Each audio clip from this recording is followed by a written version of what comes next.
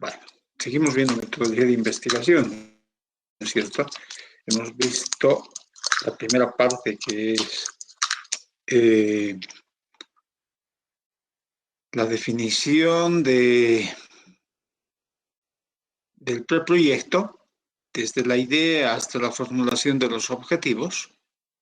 En la anterior clase hemos estado viendo un par de ejemplos de cómo se puede, a partir de la idea, llegar a tener un tema, un objetivo, un problema, la justificación, la delimitación. Sobre estos temas vamos a volver más adelante, ¿no? Ahora lo que vamos a hacer es continuar con la parte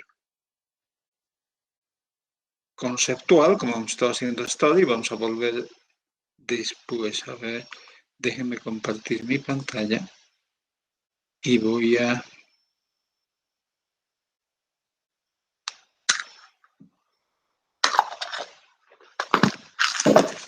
Ok.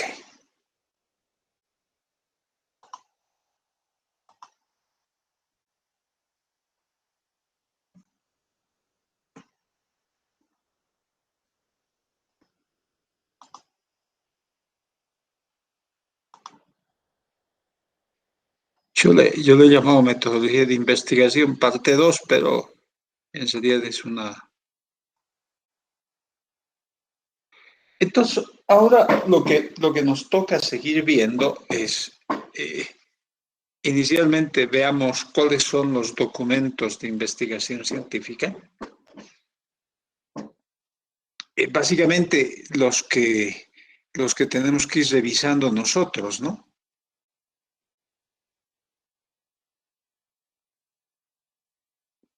Entonces, documento es cualquier objeto material que registre o fije algún conocimiento.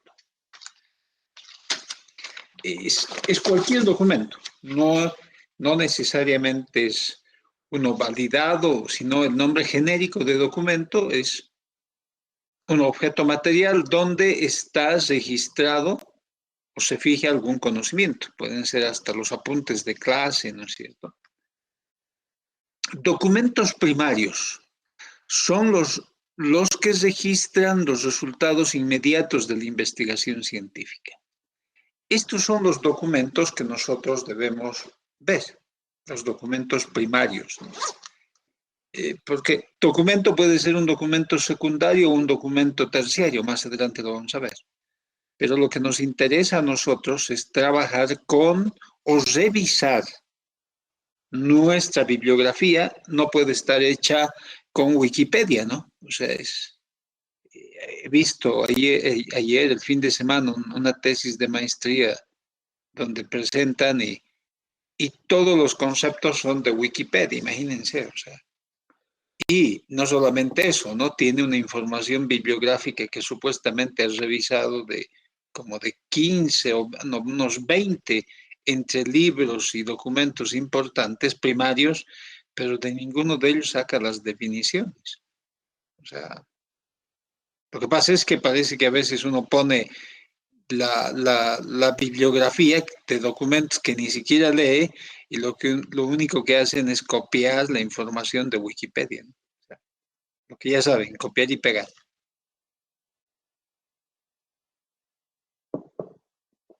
Eso no está bien, no es una buena práctica.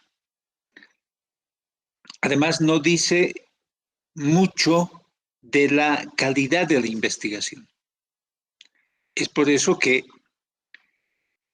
estamos reiterando que documentos primarios son los que registran los resultados inmediatos de la investigación. Documentos no periódicos, tenemos los libros.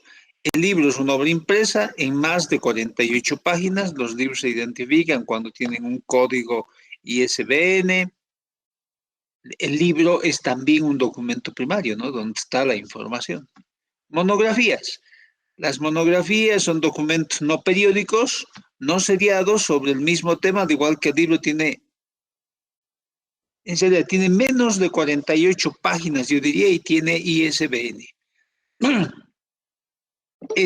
este documento, como la monografía, también viene a ser un documento primario. Colecciones de artículos son libros que contienen artículos de un solo autor o de diferentes autores. También documento primario. Actas de congresos científicos, conferencias, reuniones. Libros de texto son dirigidos a estudiantes que tienen un perfil didáctico. También estamos hablando en libros de texto, ¿no es cierto? O sea, ¿qué libro de texto ustedes conocen ahora en las materias que están llevando? Vamos, parece que hay alguien que no.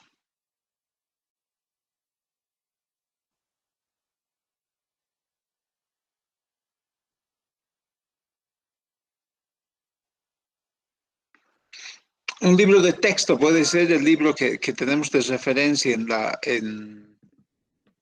la plataforma Moodle, que es el libro de metodología de la investigación de Sassini, ¿no? O sea, que es un libro de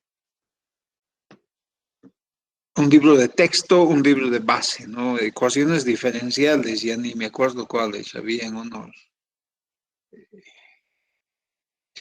ya me olvidé hasta los nombres, a ver, ecuaciones ¿de qué autores están llevando ahora ecuaciones diferenciales como libro base?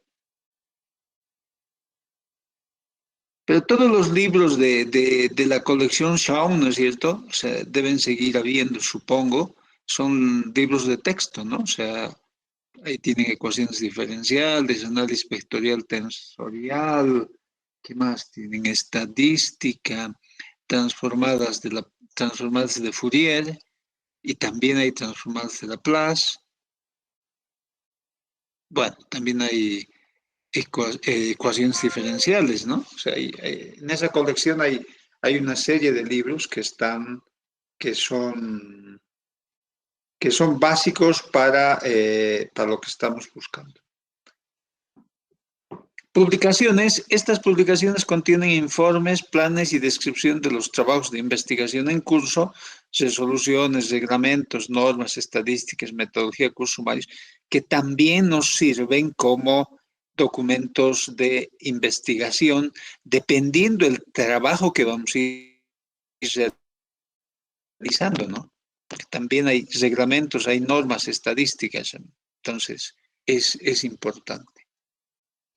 Otro documento de investigación científica están los folletos.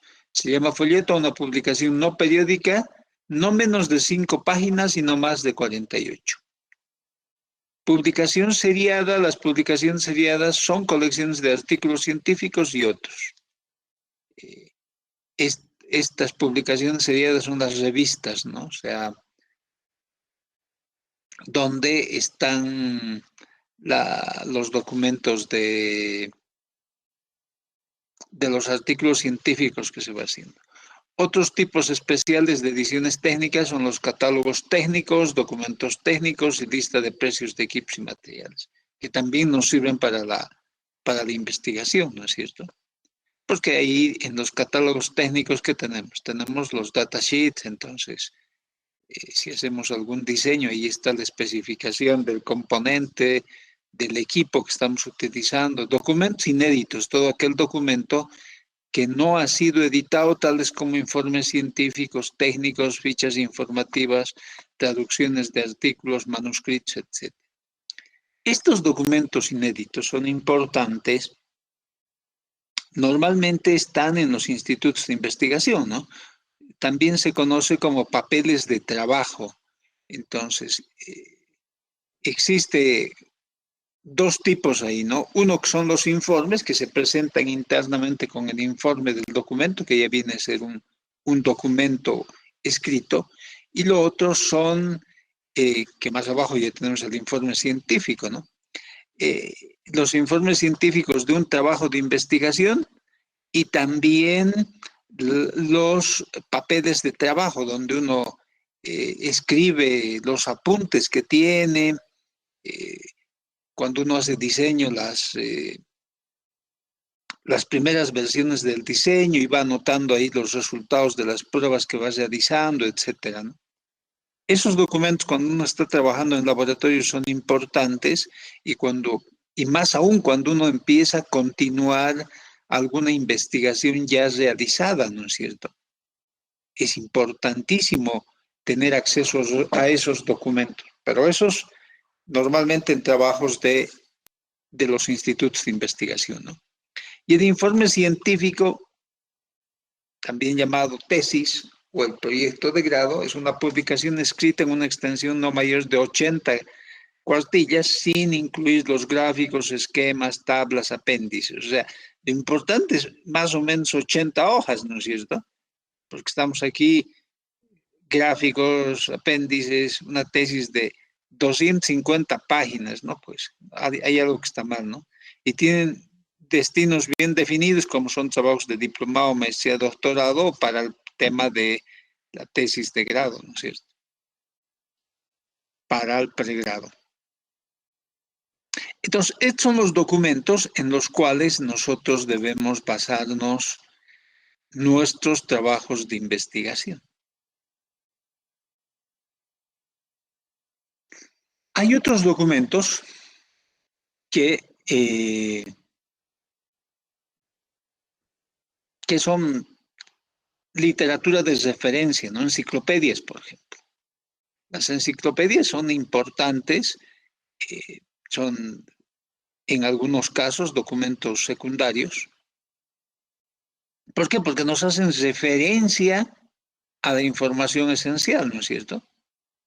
Entonces, no es no son documentos con los que podemos empezar, bueno, iniciar la investigación, pero no son nuestra base de referencia, ¿no? Diccionario es lo mismo. El significado preciso de un término, manuales. Los manuales, están manuales técnicos, definiciones de palabras, las reseñas. Estas publicaciones resumen datos contenidos en documentos primarios, ¿no? Como artículos, monografías, o sea.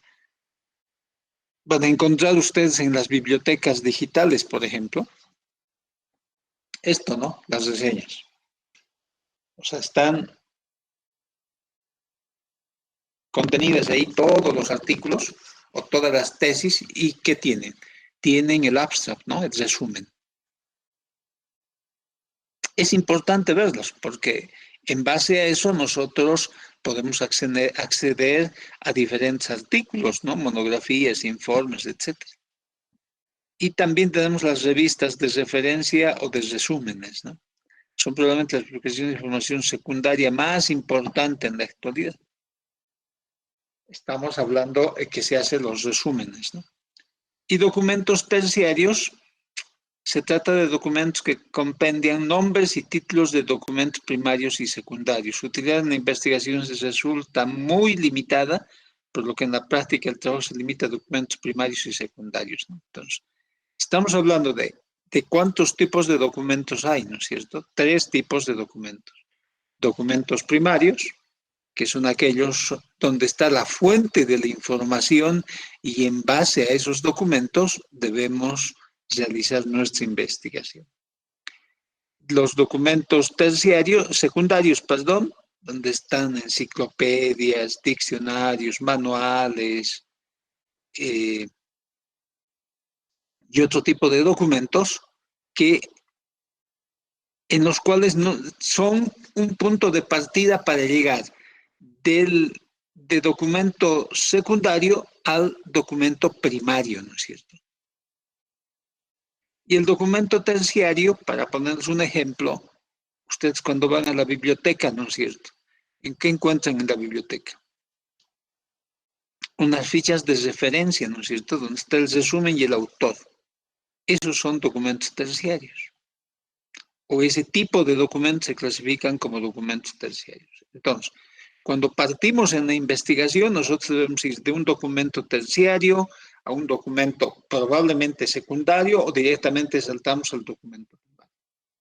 Pero, ¿qué es lo importante? Lo importante es que nosotros debemos leer documentos primarios. ¿De acuerdo? O sea, los documentos primarios son importantes porque son la base, la fuente de nuestros documentos de investigación. Entonces, a ver, Nuestros papeles de trabajo son como nuestros apuntes de clase, ¿no? Más o menos. En base a nuestros apuntes, a los apuntes que tomamos en clase, nosotros empezamos a estudiar y queremos profundizar, leemos la fuente, el libro de referencia, ¿no es cierto? Entonces, ese es el sentido y el orden de los documentos de la investigación científica.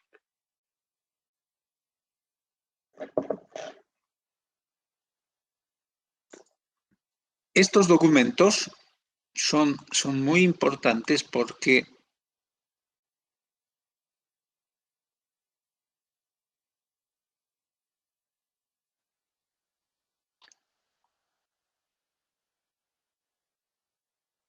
porque la clasificación de estos depende, ¿no? O sea, ya les digo, no podemos ir con enciclopedias, con documentos de referencia, donde nos están dando una descripción breve o un poquito amplia, si ustedes quieren, de un tema, ¿no? O sea, no puede ser puede ser el inicio de nuestra investigación, pero no puede ser una fuente primaria de información. Eso es lo que tenemos que empezar a distinguir, ¿no es cierto? ¿Qué es una fuente primaria y qué es una fuente secundaria y qué es una fuente terciaria? Por eso estamos hablando de estos documentos, ¿no? Fuente primaria es un libro, son los papers, son las tesis, las monografías, son los documentos de investigación científica, o sea, donde están informes, etcétera. También vienen a ser cualquier libro, ¿no? Y los documentos de información secundaria, ¿qué es? Enciclopedias, diccionarios, manuales, reseñas, revistas de referencia o de resúmenes.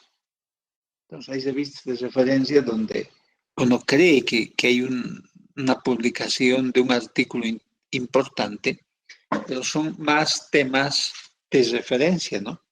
Que nos indican qué es lo que estamos buscando, qué es lo que hay de nuevo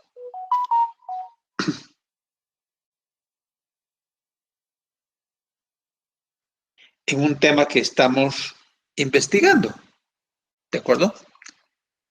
Entonces, esos son los documentos de investigación científica, ¿no? Ahora, ¿cómo nosotros ordenamos? Pues que normalmente ahora ya no utilizamos el, los ficheros, ¿no? Ya no se hacen ficheros para la investigación científica, o sea, como se hacían años atrás, ¿no? Unas tarjetitas y nos llevamos las tarjetas, algo parecido a lo que hay en la biblioteca, en los casilleros, ¿no es cierto? Ya en algunas bibliotecas esa información ya está en forma digital, ¿no es cierto? Pero todavía en nuestras bibliotecas tenemos esos casilleros, ¿no es cierto? Donde están unas tarjetitas por orden alfabético, por orden temático, dependiendo, donde hay el registro de los libros, ¿no? Entonces, hace años, cuando uno empezaba a hacer investigación, trabajos de investigación, le pedían que uno presente las fichas bibliográficas.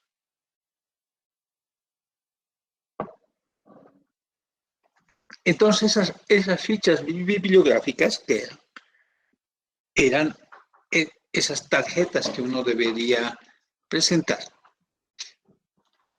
Y esas tarjetas que uno presentaba, estaba la información de cada libro que iba a revisar y hacía un resumen del libro, ¿no? Más o menos de no sé, pues, 20 palabras, ¿no?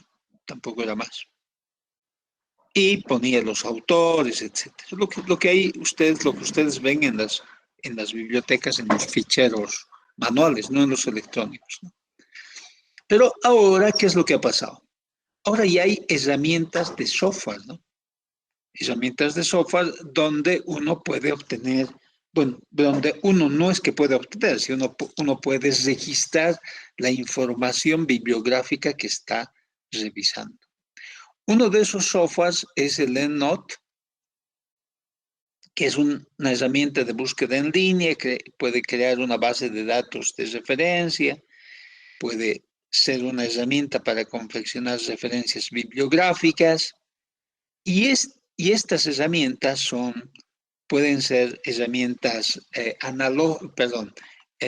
herramientas, herramientas de software propietario y también de software libre, ¿no? A ver, denme un minuto. Yo tengo una herramienta acá, les voy a mostrar.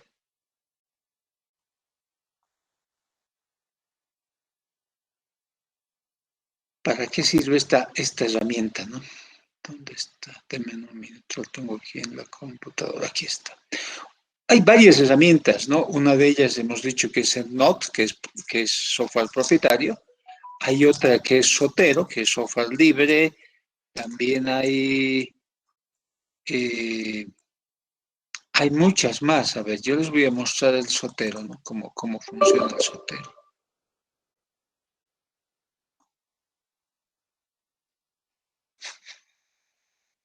Denme un minuto, está abriendo. Voy a compartir ahora pantalla.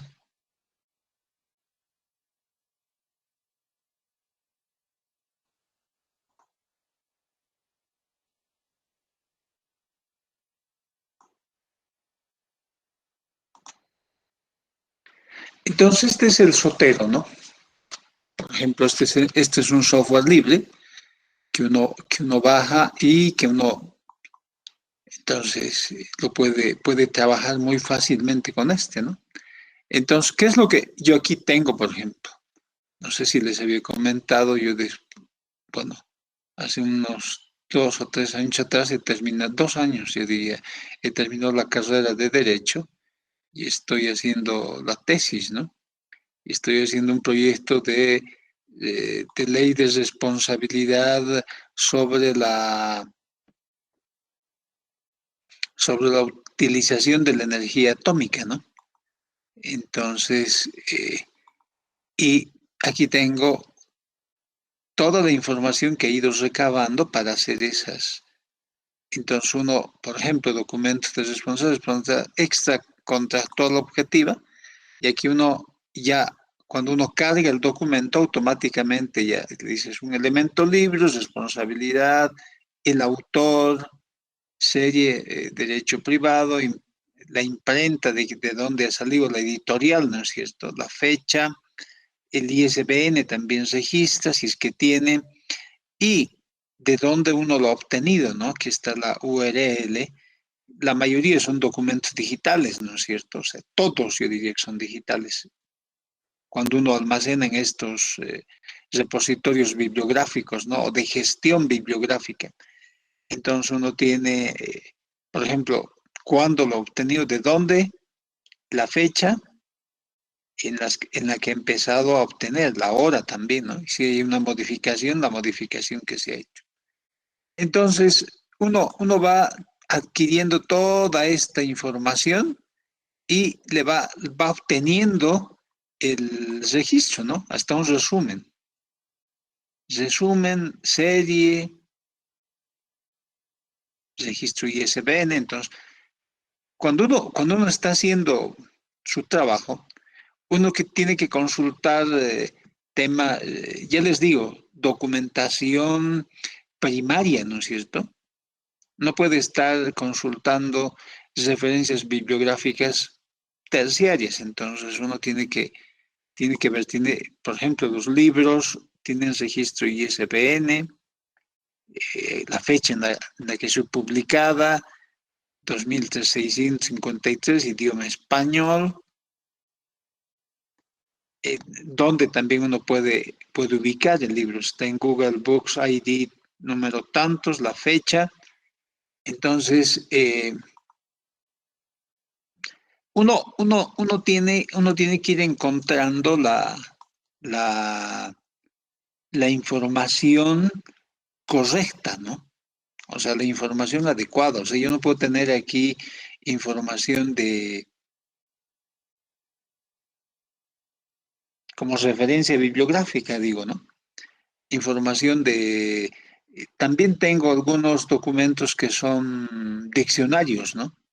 Pero están en otra clasificación. O sea, no están como documentos de responsabilidad. Ahora, documentos de energía, los tengo, documentos de la Institución Internacional de Energía Atómica, también aquí hay un libro de ellos, y, y está, ¿no? Su estatuto, la Convención de Viena, son documentos que uno toma de trabajo, ¿no?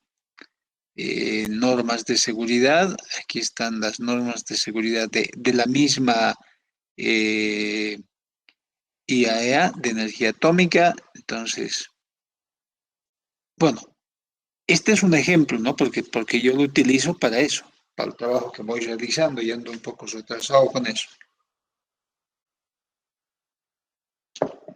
Pero ustedes podrán utilizar la misma herramienta si quieren el Sotero. Hay otra herramienta que no recuerdo ahorita el nombre, que no es Sotero, pero ya les trae hasta un,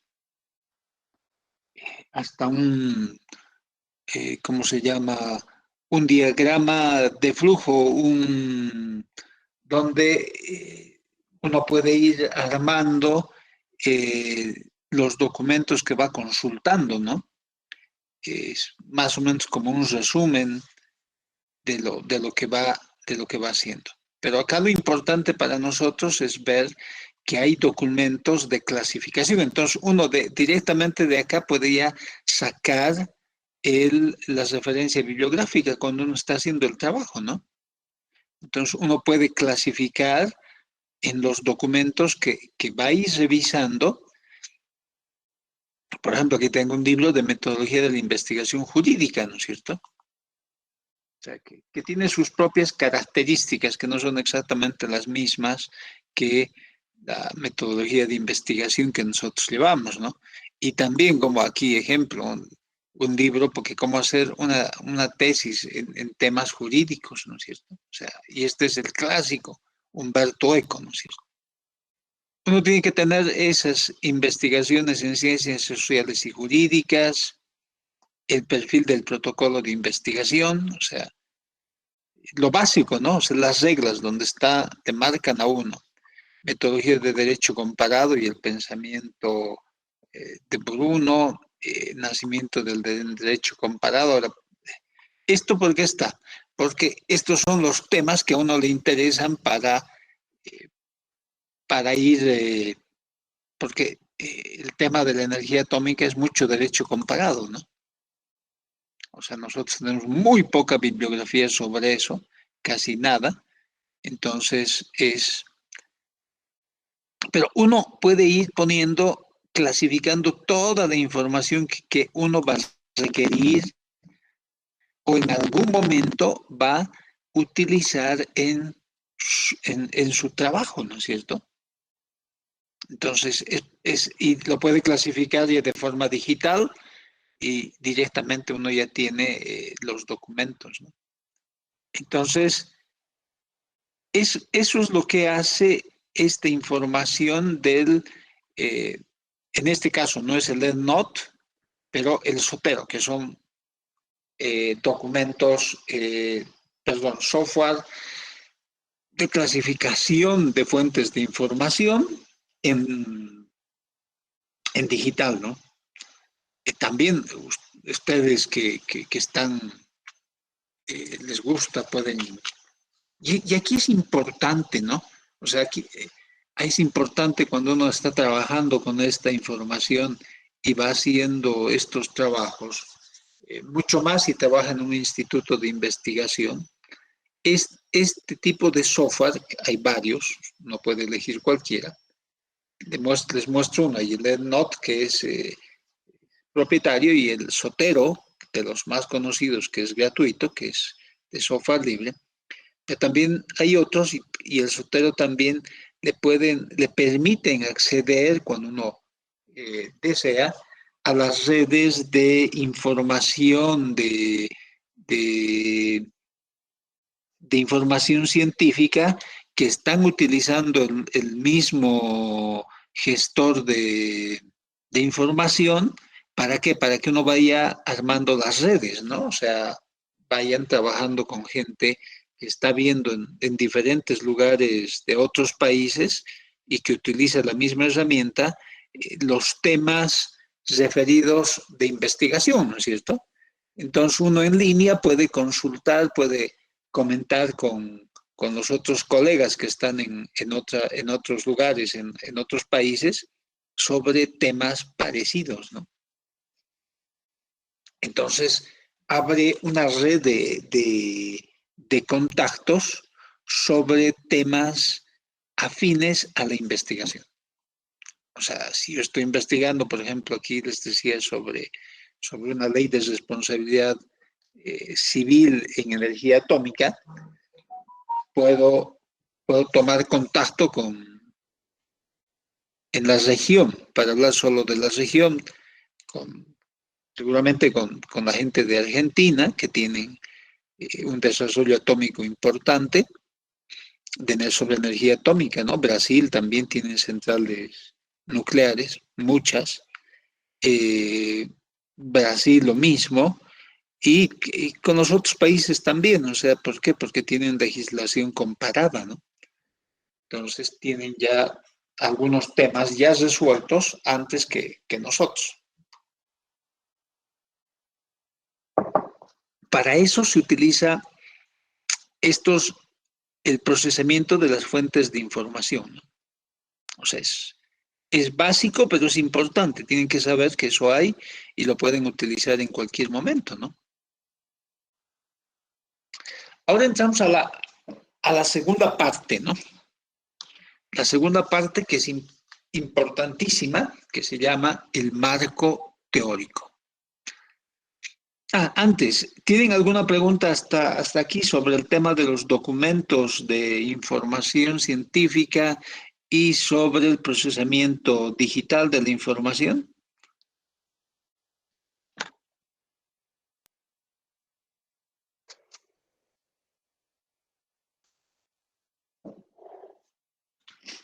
Ok, parece que no hay. Entonces, el marco teórico, el proyecto de investigación, bueno, ¿qué es el marco teórico? En un proyecto de investigación, el marco teórico viene a ser, en palabras, eh, en palabras coloquiales, primero les voy a definir, el resumen escrito y hablado de la investigación. O sea, viene a ser la fundamentación teórica de la investigación. A uno le permite, en base al marco teórico, poder tener una explicación teórica del trabajo que yo estoy haciendo. O sea, estamos hablando de trabajos de investigación, ¿no es cierto? O sea, donde yo puedo explicar por qué voy a realizar mi investigación en 5G y en USRP, en base a la información bibliográfica que yo he revisado, ¿no es cierto? Y al resumen, en otras palabras, el marco teórico viene a ser un resumen de toda la información bibliográfica que yo estoy consultando.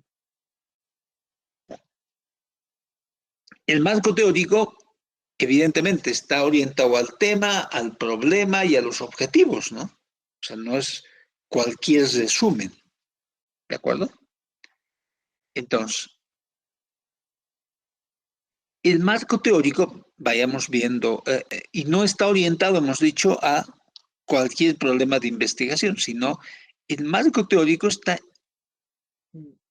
directamente relacionado con el problema de investigación. O sea, ¿sobre qué tengo que investigar, no es cierto? Y también con el diseño metodológico que yo voy a seguir en la investigación. Y en función a estos dos elementos, al problema y al diseño metodológico que voy a seguir, yo voy conformando mi marco teórico. Una definición del señor Velasco del 93, que es el marco de referencia del problema es el marco teórico donde se estructura un sistema conceptual integrado por hechos, hipótesis que deben ser compatibles entre sí en relación con la investigación. Y aquí ya nos dice bien el señor Velasco, ¿no? O sea, si hace un momento, de forma coloquial, yo les he dicho, es el resumen, ¿no es cierto? Del tema de investigación, pero aquí ya hablando con mayor propiedad, ¿qué nos están diciendo? Que es una estructura de un sistema conceptual, ¿de acuerdo? O sea, es un resumen conceptual, si ustedes quieren, del problema de investigación que está integrado por hechos, hipótesis compatibles entre sí en relación con la investigación. O sea, yo no puedo poner temas en mi marco teórico que no están relacionados con la investigación. Después tengo aquí otra definición que yo hice el 2009 en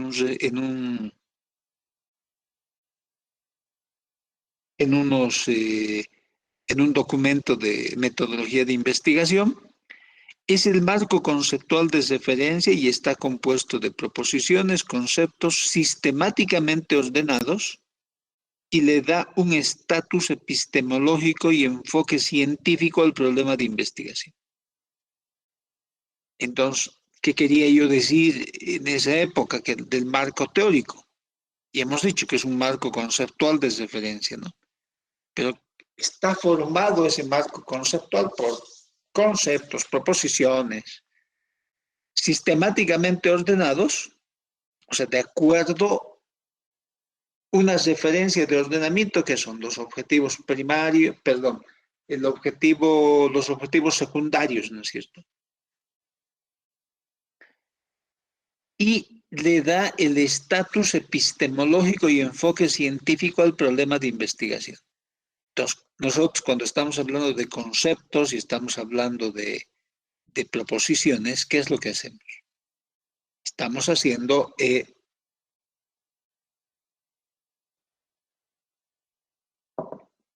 le estamos dando un valor a nuestro trabajo, ¿no? Al problema de investigación. O sea, ustedes recuerdan, hace varias clases atrás hemos hablado del conocimiento empírico y del conocimiento científico, ¿no es cierto?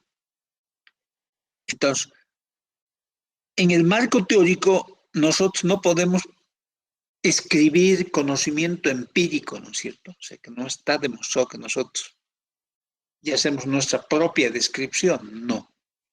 Sino tiene que estar en base al conocimiento científico, por eso. Y en estas dos, ¿no? El sistema conceptual en relación a la investigación. Proposiciones, conceptos sistemáticamente ordenados, ¿no es cierto? O sea, yo no puedo hablar al inicio de mi marco teórico del diseño, de la implementación, si antes no he definido algunos conceptos básicos y como en el caso de 5G, por ejemplo, hemos dicho estudiar 5G, estudiar USRP, entonces ahí pondré un resumen de qué es 5G, de qué es el USRP, porque yo lo voy a aplicar, ¿no es cierto? Pero que estén ordenados coherentemente, y una forma de ordenarlos coherentemente es seguir el orden de los objetivos secundarios. Ahora, ¿le da por qué el estatus epistemológico? Porque estamos hablando de temas eminentemente técnicos, ¿no? Entonces, ya no estamos hablando en términos coloquiales, ¿no es cierto? Que todos los días estamos conversando, sino ya le ponemos el toque más que el toque, o sea, ya estamos entrando, como dicen los abogados, en materia, ¿no es cierto? Estamos entrando a ver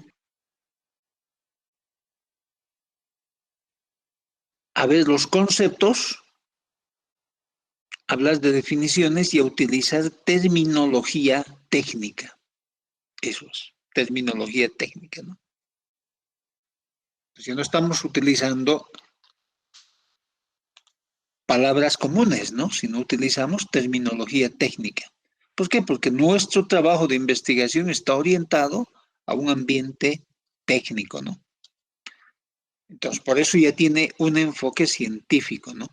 Y el problema de investigación también, si inicialmente lo analizamos, lo vimos eh, desde una perspectiva, pero acá en el marco teórico nosotros estamos dando esto. Estamos reforzando el problema, pero con un enfoque de orientación científica al problema de investigación. Entonces, conceptualmente, ese es el marco teórico. Y el marco teórico, ¿cómo nosotros lo construimos? Lo construimos en base a información bibliográfica. ¿De acuerdo? Y en base a información bibliográfica primaria, ¿no? No secundaria.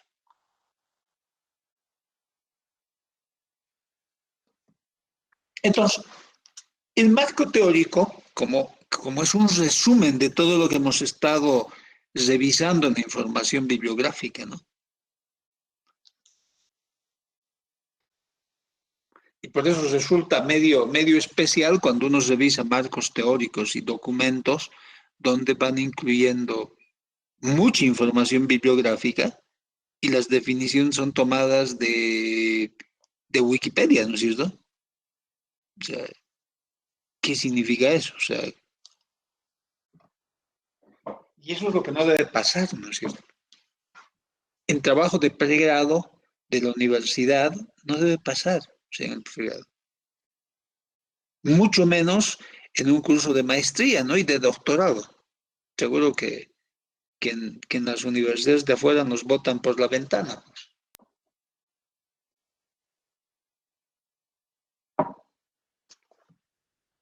Elaboración del marco teórico tiene las siguientes funciones.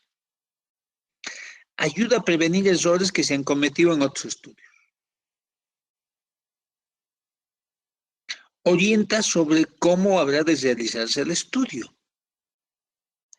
Amplía el horizonte del estudio y guía al investigador para que se centre en el problema evitando desviaciones del planteamiento original. Dirige el establecimiento de la hipótesis que más tarde habrá de someterse a prueba en la realidad. Motiva nuevas líneas y áreas de investigación, da un marco de referencia para interpretar los resultados de estudio. Eso es lo que permite o tiene funciones el marco teórico, ¿no? Entonces, ¿por qué ayuda a prevenir errores que se han cometido en otros estudios? Porque los fundamentos en otro estudio puede que no hayan sido los adecuados, ¿no? En el diseño, por ejemplo. Entonces, si uno está continuando el trabajo y, y verifica que ha habido algún error en otro estudio, más que un error, yo diría un tema de enfoque, ¿no? Entonces nosotros podemos corregir eso. Orienta sobre cómo realizarse el estudio. El marco teórico es el que nos va a decir, ¿no? O sea, por ejemplo, por eso en los objetivos específicos o en los objetivos secundarios, ¿qué hacemos nosotros?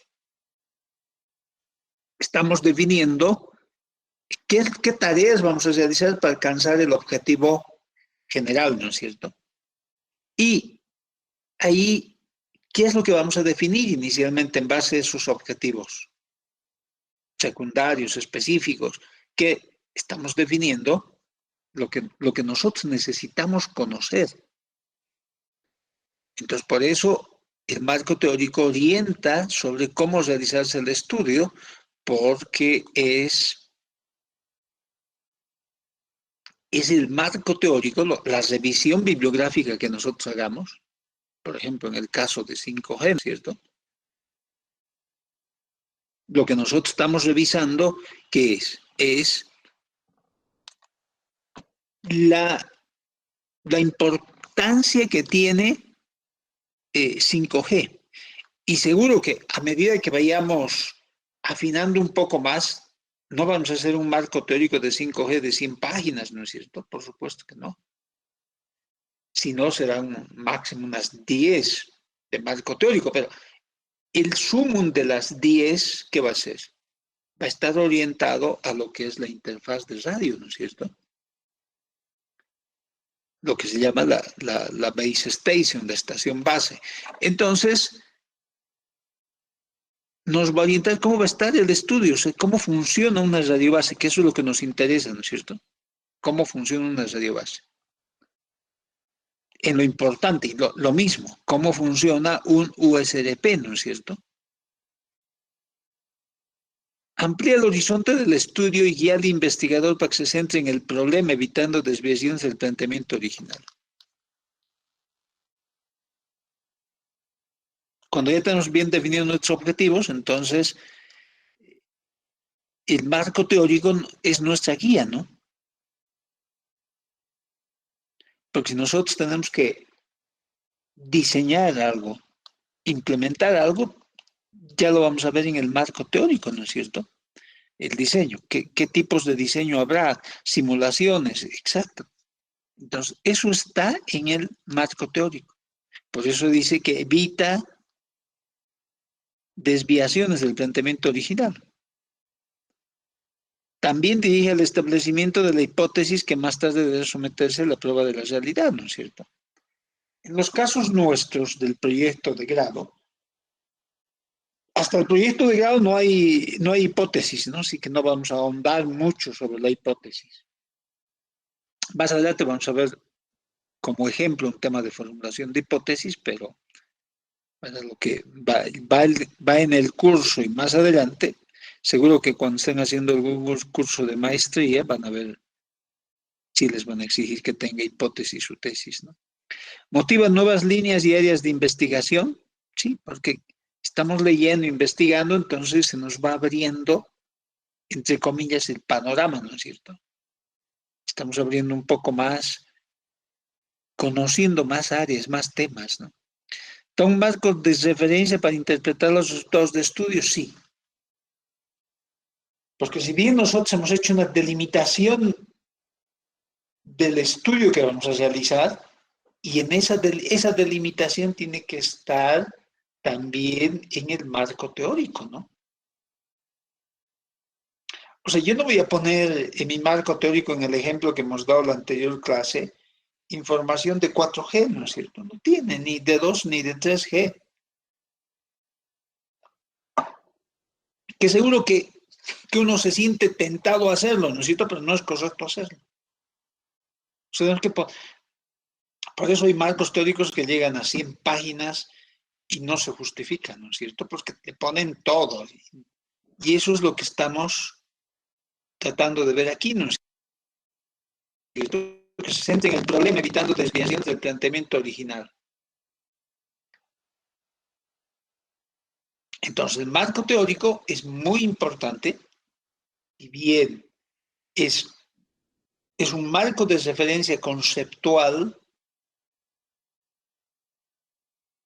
que nos da el estatus epistemológico al problema de investigación.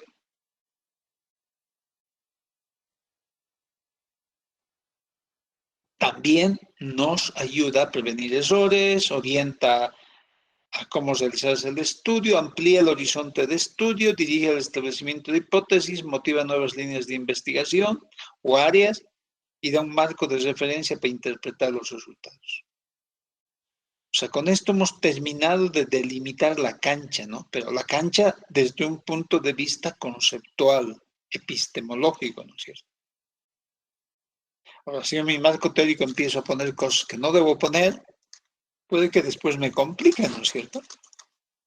Porque me preguntan, ¿y por qué ha puesto ustedes si su estudio es de A y usted ha puesto B?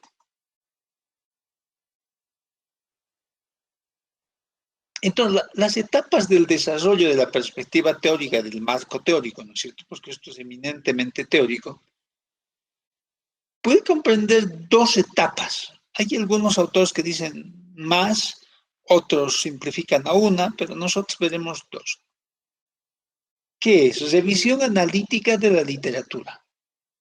La revisión de la literatura, paso de investigación que consiste en detectar, consultar y obtener la bibliografía y otros materiales útiles para el propósito de estudio, de los cuales se extrae y recopila información relevante y necesaria del problema de investigación. Ojo aquí, con este tema. Para hacer la formulación, más bien, para realizar el planteamiento del tema, del problema de investigación, de los objetivos, ya hemos realizado una revisión de literatura. Pero esa revisión de literatura es inicial aún.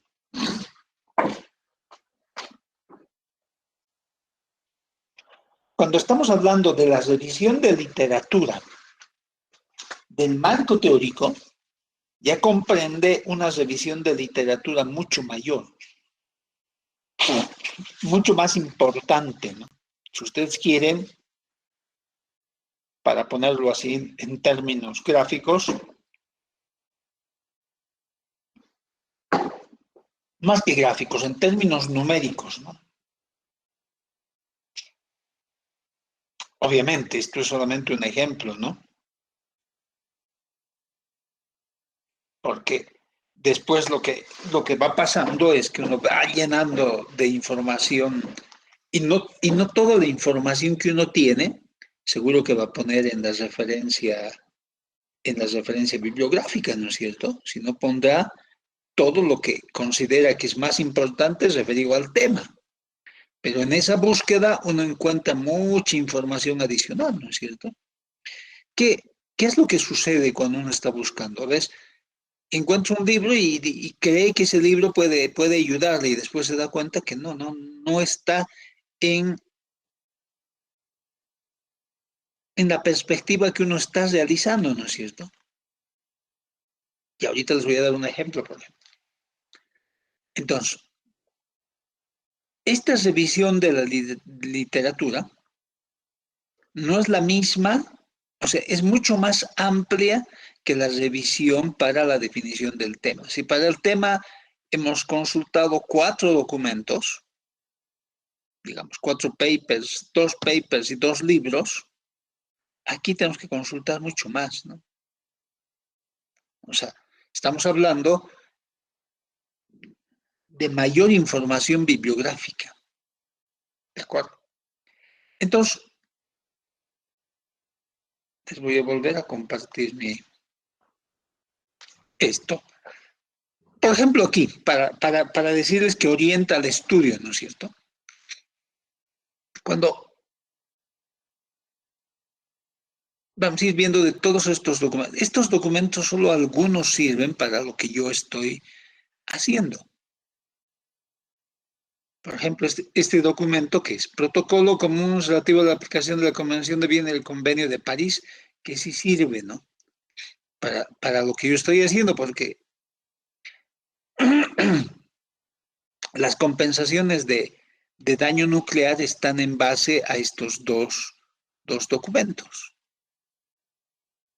Y aquí son todos los documentos referidos solamente a ellos.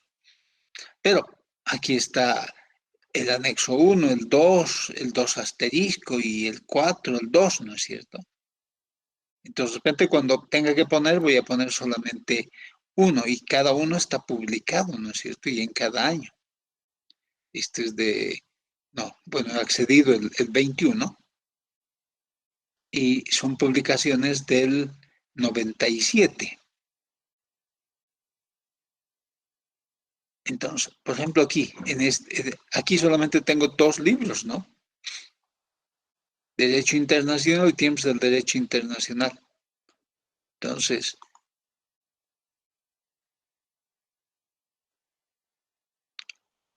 documentos de metodología, seguro que no voy a poner todos, ¿no es cierto? O sea, solamente algunos, los que yo considero más importantes referidos al tema, ¿no es cierto? Documentos de responsabilidad extracontractual. Este, por ejemplo, es básico, ¿no? Es importante para lo que yo quiero hacer. Lecciones de responsabilidad civil, probablemente de aquí mencione algún tema, algún capítulo referido a esto, ¿no? A las responsabilidades. Les voy a dar este ejemplo porque tengo a la mano la información. Ya sé que es de otra área, ¿no? A la responsabilidad extracontractual objetiva. Entonces, en este libro hay un menos que un capítulo sobre el tema. Entonces, voy a ver si entra responsabilidad objetiva en el ordenamiento jurídico, lo mismo, ¿no? Esto se referió a Chile, o un libro de allá de Chile, donde hablan algo sobre la legislación, los códigos referidos al tema de energía atómica, ¿no? Y aquí también hay, ya les digo, es mucha legislación comparada. Aquí es en derecho legislación comparada, lo que en otros países van haciendo, ¿no?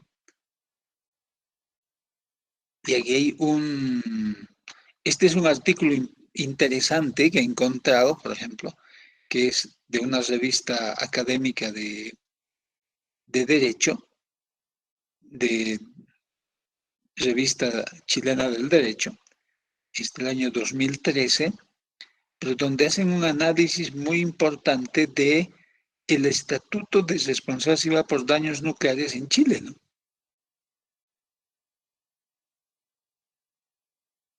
O sea, si ustedes quieren, a su propio documento que ellos tienen, a su ley de responsabilidad, han hecho un análisis, pero puntual, ¿no? O sea, de cada uno. O sea, tengo que ver si voy a poner o no voy a poner. Este, por ejemplo, es un libro importante, ¿no? Que sí lo debería poner, porque es la responsabilidad y daño sobre la energía nuclear.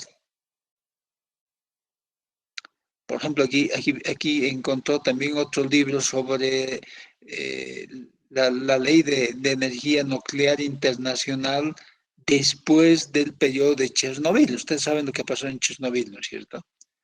Entonces, y ahora lo que pasará todavía después de la guerra de Ucrania, ¿no es cierto? O sea, esto es tan dinámico, si uno se atrasa, va cambiando la perspectiva, ¿no? Pero seguro que después de esto no va a cambiar. Seguro que ahora el tema de la energía nuclear, el daño, la responsabilidad, el respeto que tiene que haber, los convenios internacionales que no se están cumpliendo, pues va a haber alguna revisión, ¿no es cierto? Porque puede haber algún daño. O sea, ya se sacó un tema de una normativa internacional sobre después de Chernobyl. Puede que no me interese específicamente, no lo ponga como referencia en la, en el trabajo que yo voy a realizar, eso les quiero decir. Pero es importante revisarlo. ¿Por qué? Porque o sea, ha habido un accidente y después de ese accidente, ¿qué es lo que debería pasar desde el punto de vista de responsabilidad civil, ¿no es cierto? Entonces, ¿a uno qué le ayuda a hacer esto? Le ayuda a tener mayor, a ver, ya en términos ingenieriles, mayor background, ¿no es cierto? O sea, ya ya tengo más fundamento. Puede que ni siquiera vaya como referencia en el libro, pero mejor si uno lo lee, ¿no es cierto? Y así hay mucha información que uno puede que no vaya como referencia bibliográfica, pero sí vaya como, como referencia consultada, ¿no? O este sí, probablemente sí tiene que ir, ¿no? Es un libro de responsabilidad civil objetiva. Entonces es mucho más concreto sobre el otro, pero aquí lo único que interesa, digamos, a lo que yo he revisado, es un capítulo también. Entonces, a eso estoy poniéndoles como ejemplo esto, ¿no? Revisión de la literatura. O sea, toda la literatura que yo pueda leer, porque se supone que, ¿qué es lo que pasa después de que yo hago un trabajo de investigación sobre un tema? Me vuelvo un especialista, ¿no es cierto? Entonces, cuando yo me vuelvo especialista en un tema, seguro que después voy a ir aprendiendo mucho más, ¿no es cierto? Pero lo menos, o sea, lo que yo tengo que cuidar es que en los conceptos básicos y en la delimitación de lo que yo estoy haciendo, no me encuentre ninguna fisura, ¿no es cierto? O sea, ningún huequito o un huecazo por donde la gente que va a revisar el trabajo pueda empezar a minar, digamos, mi posición de investigador. Básicamente es lo que hace el marco teórico, ¿no es cierto? Si en el marco teórico uno elige un método de diseño, está bien, ese método es válido, ¿no? Uno podrá justificar por qué eligió el método, pero ahí está la teoría, cómo se hace, etcétera, etcétera. Entonces, para eso es la revisión analítica de la literatura, ¿no? O sea, también la construcción del marco teórico lo que puede implicar la adopción de una teoría, más o menos lo que yo les iba mostrando, ¿no? O sea, en esos temas, en otras áreas de la formación profesional, uno puede tomar una u otra teoría para hacer su investigación, ¿no es cierto? Y después habrá que justificar. En el caso nuestro, una u otra forma de diseño, ¿no es cierto? O de implementación, o de solución a un problema, ¿no es cierto? Cuando hablo de diseño es que ustedes pueden elegir uno u otro componente de acuerdo al diseño que están viendo, ¿no?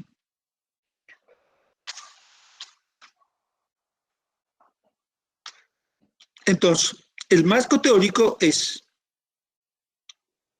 estas dos etapas son importantes, ¿no? La revisión analítica de la literatura, lo que uno hace, ver, consultar, obtener la bibliografía y otros materiales útiles para los propósitos de estudio, ¿no? Entonces, lo que uno tiene que ver, porque ¿de dónde sale el concepto que parece tan simple cuando les he dicho va a ser el discurso hablado, ¿no es cierto? Sale de esta revisión de literatura. Lo que yo les he mostrado, o sea, uno va adquiriendo más conocimiento sobre el tema, entonces, ¿qué va formando? O sea, va formando un marco teórico que le permite a uno darle ese concepto, ese marco epistemológico al trabajo, ¿no es cierto? Porque yo ya estoy empezando, después del marco teórico, a manejar términos referidos al tema más específicos.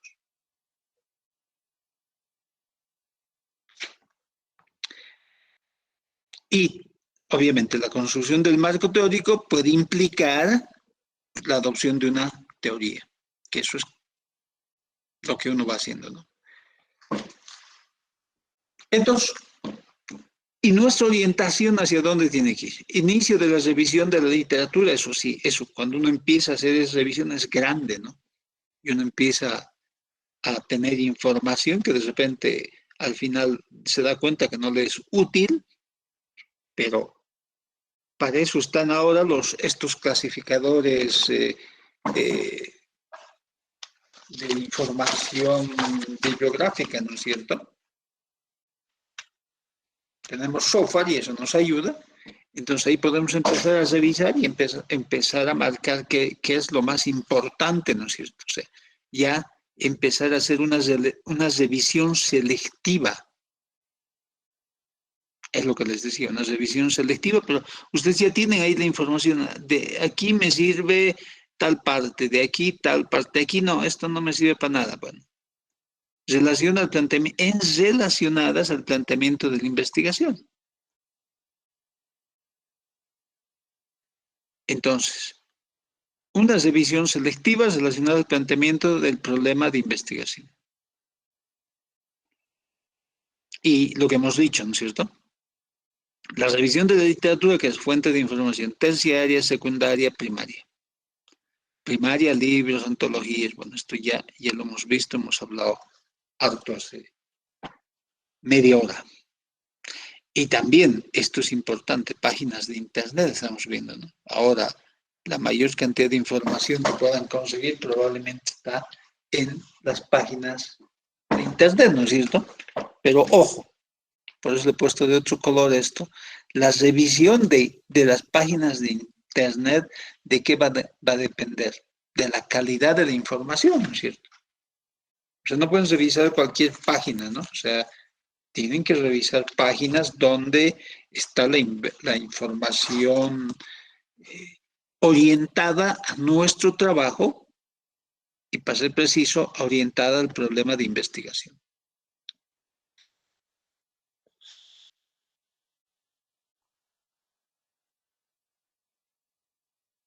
¿Cuáles son las ventajas que a nosotros nos da el marco teórico? Desde el punto de vista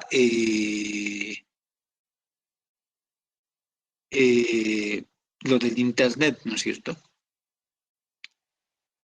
Este es un resumen que más o menos he hecho, que puede ser más completo, ¿no? Por supuesto, pero esto es lo más importante, más relevante, diría yo.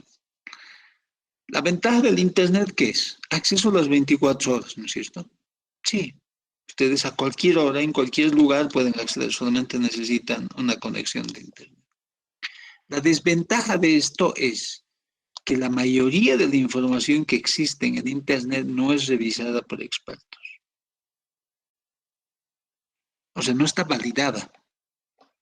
Es por eso que nosotros en investigación se exige que la información que uno revise sea información primaria.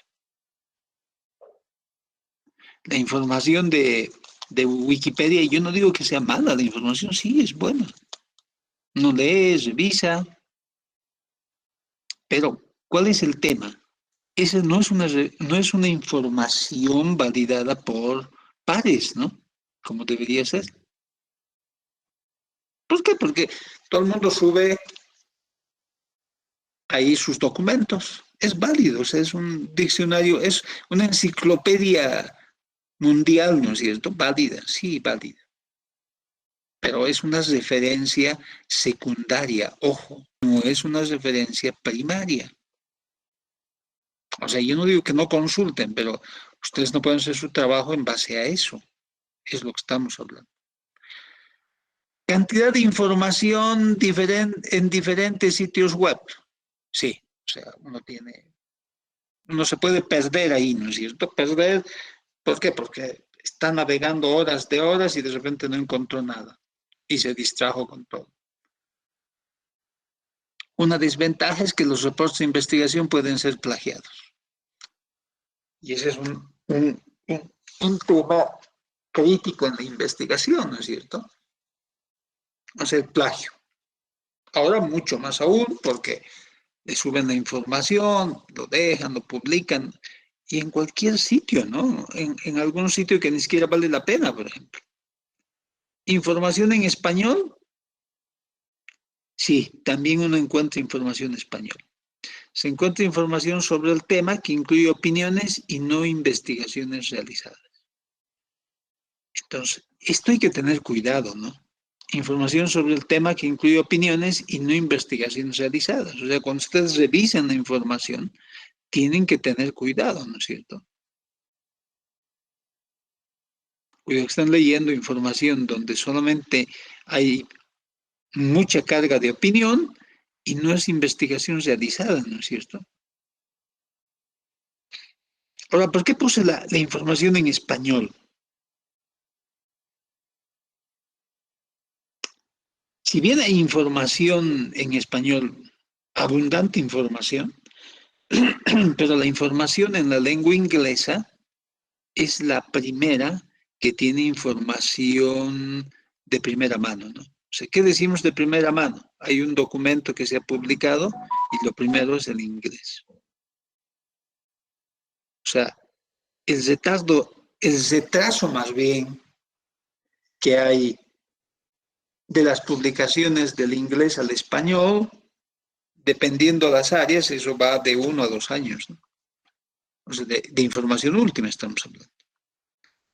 Entonces, especialmente en la carrera nuestra, ¿no? No sé cómo estará en las otras carreras, pero en la carrera nuestra va en esa dirección. Entonces, es importante que ustedes lean en inglés, ¿no? por supuesto. O sea, bueno, esto viene siempre desde antes, ¿no? Ahora sigue y va a seguir ahí. Información actualizada. Sí, hay información actualizada, pero ¿qué es lo que pasa en el Internet?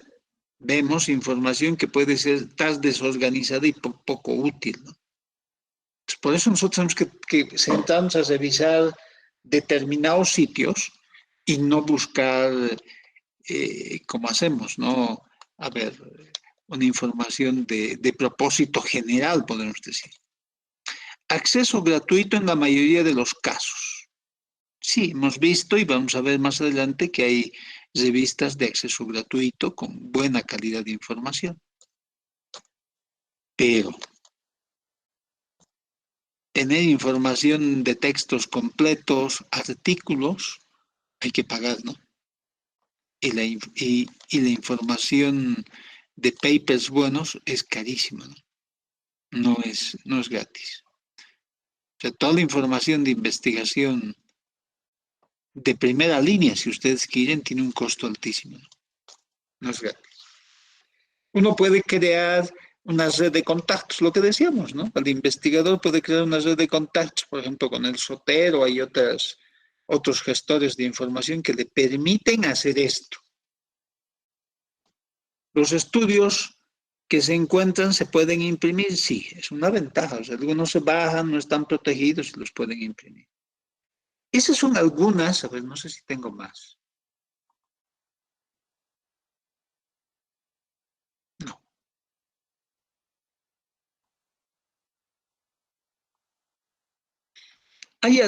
Esas son algunas de las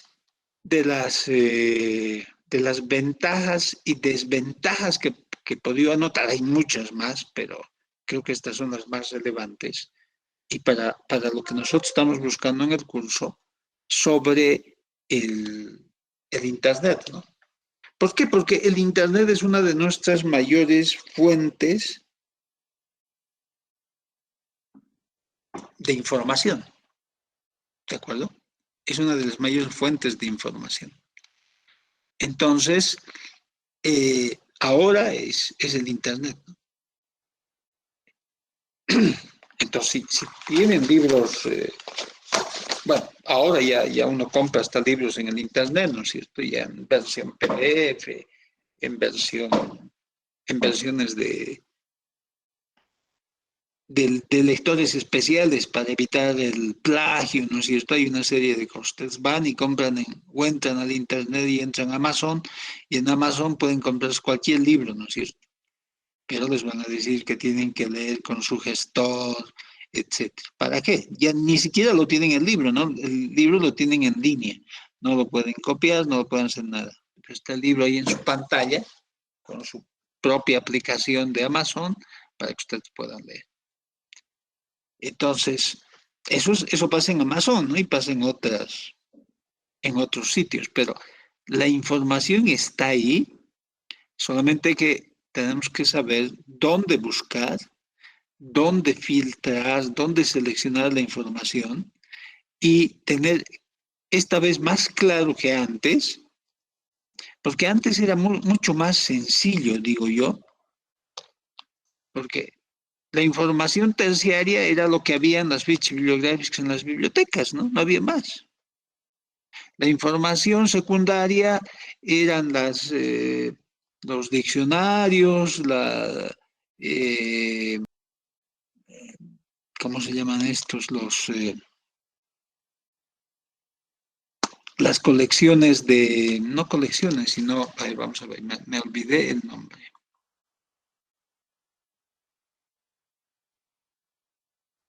Y para no,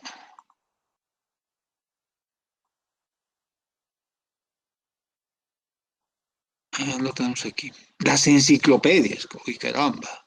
¿Cómo me olvidó? Las enciclopedias estaban ahí, ¿no es cierto? Uno tenía en su casa enciclopedias, etcétera. Entonces todo era físico, ¿no? No había digital. Esto hablando de la década de los 80, la década de los 90. Y muy poco había, en los 90 ya empezó, pero ya era muy poco. Entonces, era físico, entonces uno decía, estos son los libros que tengo que leer. Tengo que ir a la biblioteca a leer la tesis. Los artículos científicos a uno le llegaban impresos, ¿no? O sea, los pedía, pero le mandaba, usted pagaba algo y le llegaban impresos, ¿no? Entonces, la facultad, por ejemplo, tenía un centro de repositorio de información donde uno tenía unos catálogos y uno iba y decía, quiero este. Entonces le mandaba unas copias, unas fotocopias. Entonces, la clasificación anterior era mucho más sencilla, ¿no? Es lo que estoy diciendo, mucho más sencilla. ¿Por qué? Porque no teníamos información digital en el volumen que tenemos ahora, ¿no es cierto? Desde la década del 2000, podemos decir un poquito más antes, pero ya, la década del 2000, esto, el mundo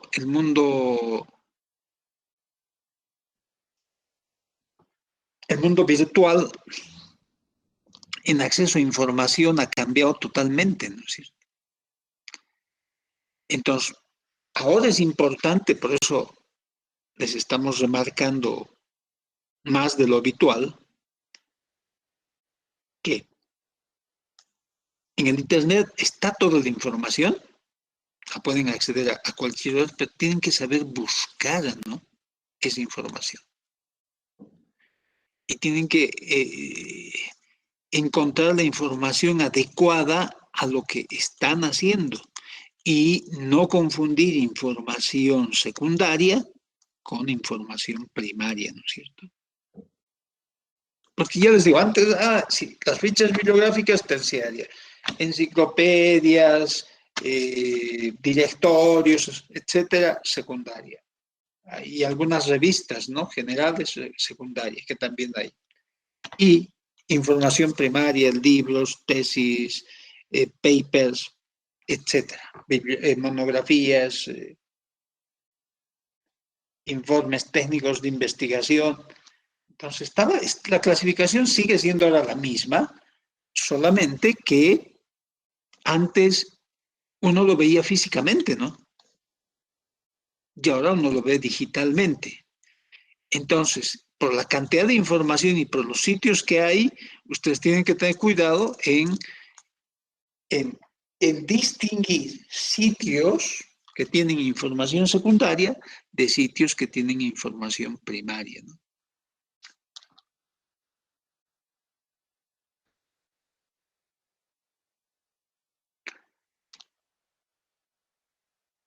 A ver, aquí tenemos algunos tipos de artículos, porque el marco teórico está en función a la revisión bibliográfica, ¿no es cierto? Entonces es importante darle un punteo más preciso a esto, ¿no? Reportes de investigación empírica, que esos tenemos, ¿no es cierto?, que nunca se han publicado. ¿Dónde los van a encontrar? Normalmente en los institutos de investigación, pero también uno los encuentra en Internet, ¿no es cierto? Porque hay universidades que tienen sus propios sitios donde cargan estos papeles. Yo he visto que hay reportes de investigación empírica que no han sido publicados, hay papeles de trabajo y están abiertos. Entonces uno entra a algún centro de investigación y puede empezar a revisar, a ver esto, ¿no? O sea, hay esa información, pero tenemos que tener cuidado, ¿no? O sea, porque son empíricos, no digo que no sean válidos. Entonces, ¿qué generalmente nos presentan estos reportes? Presentan resultados de descubrimientos de productos, de recolectar, analizar datos, respondiendo a un planteamiento del problema. Entonces, el potencial de la idea para la investigación, que es revisión de libros o artículos. Entonces, ¿qué es lo que tenemos que hacer ahí? Detectar, identificar la palabra clave, ¿no? O sea, más adelante vamos a ver qué significa, por qué es importante la palabra clave. Enfoques, teorías, hipótesis, variables, definiciones, instrumentos. Entonces, aquí una recomendación que es esto, ¿no? Trabajo o tesis que implican estudio empírico nos solicitan recolectar datos. Pertinencia de los artículos, ¿no es cierto? Entonces, podemos revisar nosotros, ¿qué podemos revisar? Revisar las tesis, ¿no? De otras universidades, no solamente de la nuestra, ¿no es cierto? Pero ojo, ya también hay algunos detalles, como yo les he comentado, ¿no es cierto? Que uno va encontrando cuando uno ya empieza a estudiar más a detalle una tesis y empieza a ver qué es lo que han hecho, ¿no? Pero yo en general les diría que es válido eso, trabajo tesis. Revisiones de libros o artículos. Describen y analizan los elementos básicos de libros y artículos, objetivos, contenido básico, enfoque y utilidad. Esto podemos encontrar en dos libros y en dos artículos. Detectar libros y artículos que pueden ser útiles para nuestra propia investigación. O sea, ya les he mostrado en el ejemplo que les he dado en el caso mío, ¿no? Muy biográfico, mi caso. Hay mucha información, pero tengo que detectar ahí, filtrar, si ustedes quieren, qué libros, qué artículos pueden ser útiles a nuestra investigación. Regularmente no se integran las referencias o bibliografías, pues simplemente ayudan a decisiones sobre consultar el libro original, ¿no es cierto? ¿Esto qué significa? Que es importante, es un tip en la investigación cuando uno va haciendo, ¿no? Entonces, cuando nosotros revisamos un libro, un artículo, ellos tienen mucha información bibliográfica, ¿no es cierto? Hay 7, 8, 9, 10 referencias bibliográficas. Entonces, si en un artículo están haciendo referencia a otro libro, a otra referencia bibliográfica, nosotros vamos a esa referencia bibliográfica y empezamos a ver si podemos conseguir esa información original, como dicen aquí, original, ¿no es cierto? La que nos están dando en el documento. O sea, no es que sea mala esta información, es buena, pero eso nos ayuda a llegar a la fuente original de la información o hasta consultar el libro, ¿no? Presenta una argumentación respaldada por evidencias en un artículo, ¿sí? Presenta lo mismo, ¿no? La descripción. Detectar o identificar palabra clave, determinar planteamientos, conceptos, variables, definiciones potenciales, encontrar ejemplos. Monografía, pertinencia entonces del artículo, que es una monografía, elaborar la introducción de un trabajo de tesis que implica un estudio empírico o teórico. Artículos conceptuales, analiza un nuevo concepto, variable, hipótesis, describen conceptos, hipótesis o teorías existentes relacionadas con un planteamiento. ¿Qué puede servirnos a nosotros? Detectar o identificar palabra clave, teoría, y nos puede servir para un marco teórico de un trabajo de tesis que implica estudio empírico, teórico, tesina o monografía. Por eso les remarcaba el ejemplo que estaba dando, ¿no es cierto? O sea, nosotros tenemos 50.000 artículos, bueno, no tanto, ¿no? Digamos 50 artículos, revistas, etcétera, en nuestra referencia bibliográfica. Pero simplemente no hemos visto artículos conceptuales, ¿no? Y hacemos lo más fácil. Introducimos la palabra o el concepto y sacamos el concepto de Wikipedia y lo pegamos, ¿no es cierto? O sea, todo lo que yo he leído en teoría, he investigado, lo estoy echando un poco a ¿cómo diríamos? Estoy contaminando mi trabajo final, ¿no es cierto? Con información secundaria. No es que sea mala, sino es información secundaria. Y el trabajo tiene que estar hecho con información primaria, ¿no? ¿Alguna pregunta hasta aquí? Lo que estamos haciendo ya es la segunda parte, entrar a revisar la construcción del marco teórico, ¿no? Y la importancia que tiene ya en la construcción ya hemos dicho, la importancia que tiene la bibliografía, la revisión bibliográfica, en la definición del tema. Pero mucha más importancia tiene y ya la calidad de la información que yo voy revisando en el marco teórico. Porque no se olviden, en el marco teórico está nuestro resumen conceptual, en función de conceptos, en función de hipótesis, de demostraciones, de fórmulas, dependiendo del área, ¿no es cierto? Nosotros si queremos calcular, por ejemplo, una cosa muy básica, la pérdida del espacio libre, entonces pondremos de repente ahí la formulita, no la deducción de la fórmula, la pondremos en el anexo, ¿no es cierto? Si nosotros queremos calcular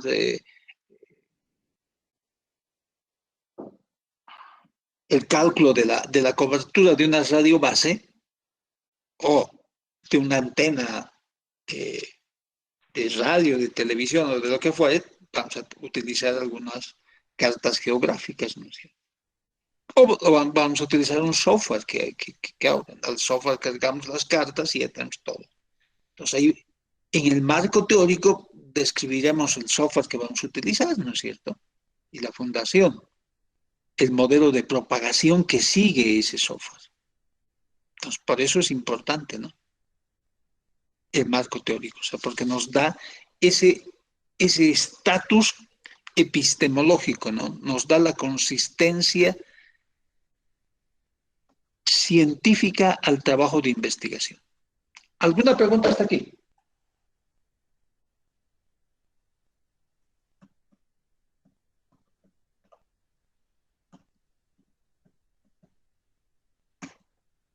Preguntas, por favor. Deberíamos haber estado haciendo ahora el foro 1, pero no lo hemos hecho porque recién la anterior semana han tenido acceso a la plataforma Moodle, ¿no? Entonces eso lo vamos a retrasar una semana y cualquier consulta que tengan sobre la plataforma Moodle me avisan, ¿no? A ver, un temita administrativo más. La anterior semana un estudiante me preguntó por qué no recibía el correo habitual, ¿no? Que es Andrés Alberto Nina Choque. No sé si está en clases, pero lo que pasa es que Andrés no está inscrito en la materia. He verificado con el URCHA y lo que me han contestado es que él no está inscrito en el curso, por eso no está en las listas, ¿no? Y yo lo que he hecho es utilizar las listas de los inscritos para enviarles las invitaciones. Me invité a esta clase para ver si tiene algún comentario, pero bueno. No sé si tienen alguna consulta y si no, quedamos aquí y nos vemos el día jueves a las 7:30 de la mañana. Parece que no hay consultas. Entonces, nos quedamos...